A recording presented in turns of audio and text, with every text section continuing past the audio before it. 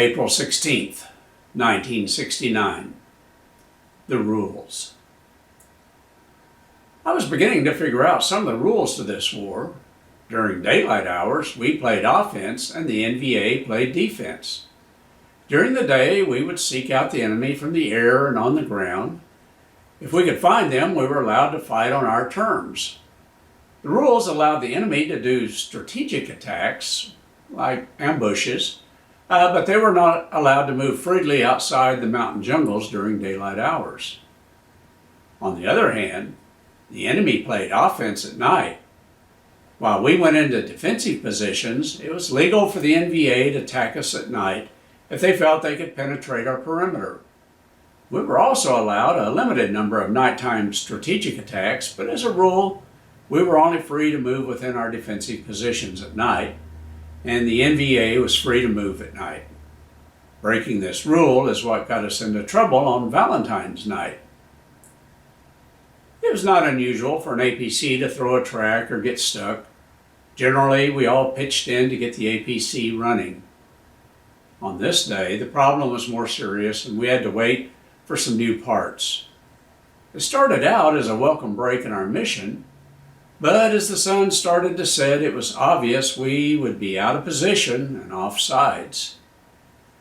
As I pondered the consequences to this infraction into the night, we were finally informed the APC was finally fixed enough to get back to our night location. We turned on the headlight and moved the APCs onto the highway. I'd learned my eyes would adjust to the darkness, and although I could not see well enough to read, I could pick out objects in the darkness and detect movement. Except for the short run on Valentine's night, this was my first time to see the tracks work at night. The headlights caused night blindness, and my only vision was within the bounds of the light, but the wind in my face reminded me of what it was like to be cold. It was just a quick sting to my face, and I saw stars for just a second. I grabbed my upper lip, and at the same time I could taste blood running into my mouth. The object that hit me landed in front of me on top of the track.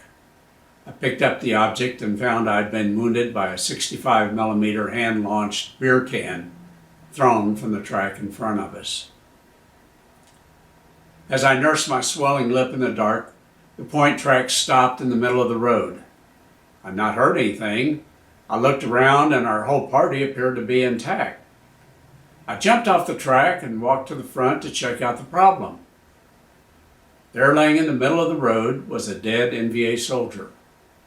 Apparently the body was being transported as his hands and feet were tied to a long pole.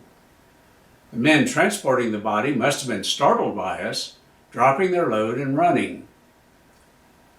There had to be several NVA soldiers nearby watching us check out the body they had left behind.